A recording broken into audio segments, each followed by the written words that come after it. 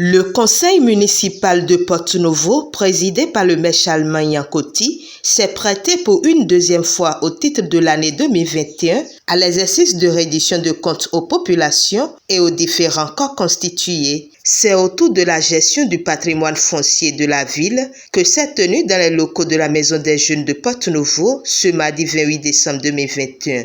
Cette reddition de comptes.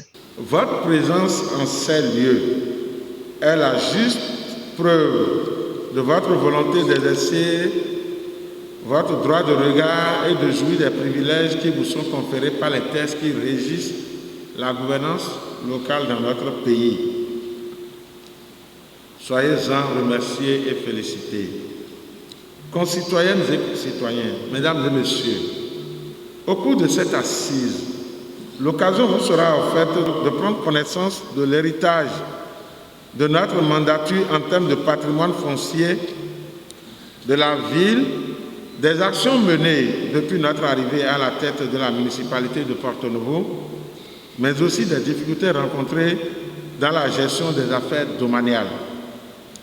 S'agissant des difficultés, elles sont multiples et s'entendent des répertoires actualisés par les géomètres, mais qui comportent de nombreuses insuffisances, des répertoires surchargés et difficilement exploitables, des ventes multiples d'un même domaine ou d'une parcelle à des acquéreurs différents, du défaut d'accomplissement des formalités par les acquéreurs, de la non-numérisation des données foncières, etc.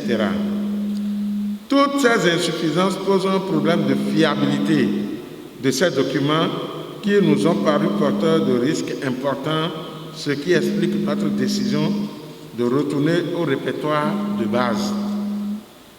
Aussi, nous a-t-il été permis de constater et de démanteler l'un des réseaux mafieux de détournement des parcelles de la ville et parfois des domaines privés. Une procédure est en cours devant la criette en vue de décourager de pareilles pratiques.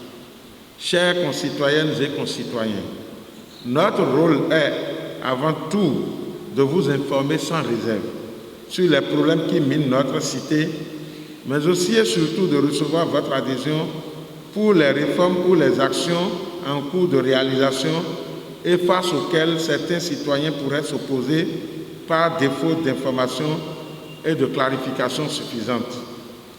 À titre d'exemple, nous voulons citer le projet de modernisation de l'administration foncière en cours dans notre ville, sous l'impulsion du gouvernement de Son Excellence le Président Patrice Talon, avec l'appui financier et technique de l'ambassade du Royaume des Pays-Bas. Ce projet, conduit par l'ADF, consiste à la réalisation du cadastre dans les 4e et 5e arrondissements de notre ville, en vue de disposer d'une base de données fiable sur l'état de la propriété foncière à l'échelle de ces deux arrondissements.